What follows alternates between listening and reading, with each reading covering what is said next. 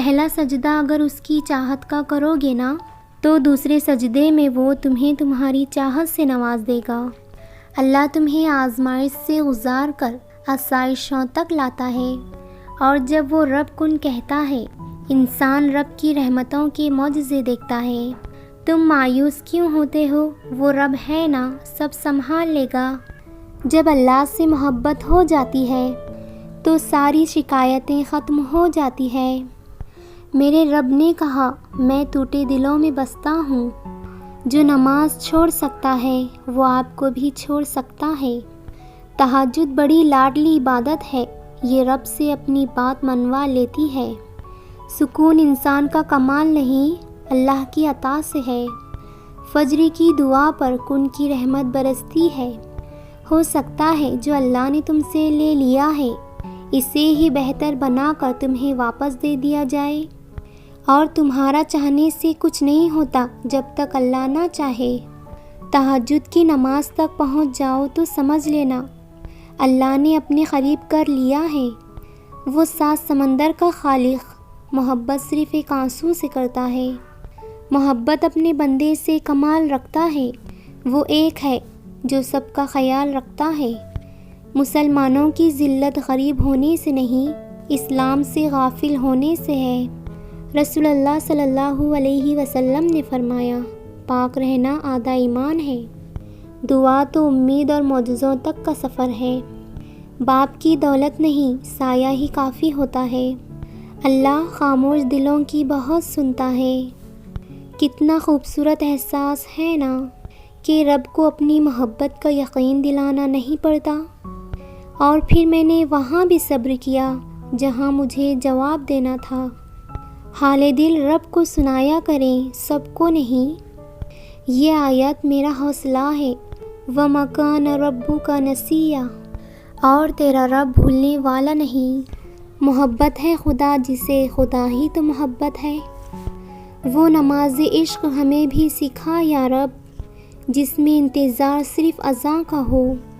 نصیب لکھنے والا جب اللہ ہے، پھر لوگوں کا اور دنیا کا ڈر کیسا؟ غافل ہے مگر ٹھوکر لگے تو سجدہ اللہ کو ہی کرتے ہیں۔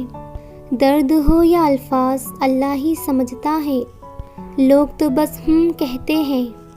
محبت تو اللہ کی صفت ہے۔ محبت کرنے والا شخص بد کردار نہیں ہوتا، وہ تو خالق ہے، کہانی کو بدل بھی تو سکتا ہے۔ یہ دنیا تب تک جنت ہے جب تک والدین زندہ ہیں۔ اللہ ہے نا، سب بہترین ہو جائے گا، وہ دیکھ بھی رہا ہے اور سن بھی رہا ہے۔ ایک خاموش گفتگو اللہ سے کتنے دل کی الجھنیں ختم کر دیتی ہے۔ جب ہر طرف اندھیرا تھا تب صرف اللہ ہی میرا تھا۔ بے شک ایک رب ہی ہے جو دلوں کو قرار دیتا ہے، اور جب اللہ تمہارے ساتھ ہوگا تو پھر لوگ تو کیا، ایک چھوٹا سا کیڑا بھی تمہیں نقصان نہیں پہنچا سکتا۔ معجزوں کی راہ تو اللہ آخری سانس تک کھلی رکھتا ہے۔ تم ایمان تو رکھو اللہ پر، وہ بہتر لے کر بہترین دے گا۔ کیوں ہوتے ہو اتنا پریشان؟ تمہارا اللہ ہے نا رحمان۔ جب اللہ کی رضا ہوگی پھر ہر چیز عطا ہوگی۔ صبر خدا سے محبت کی دلیل ہے۔ غموں سے پریشان نہ ہوا کر، یہ تو تمہیں اللہ سے نزدیک کرتے ہیں۔ محبت اور آنسو کا بھرم خدا کے سوا کوئی نہیں رکھتا۔ وہ تو بن مانگے اتنا دیتا ہے، تم مانگ کر نا امید کیسے ہو؟ عطا کے ذریعے مختلف ہو سکتے ہیں، مگر اللہ دعائیں کبھی رد نہیں کرتا۔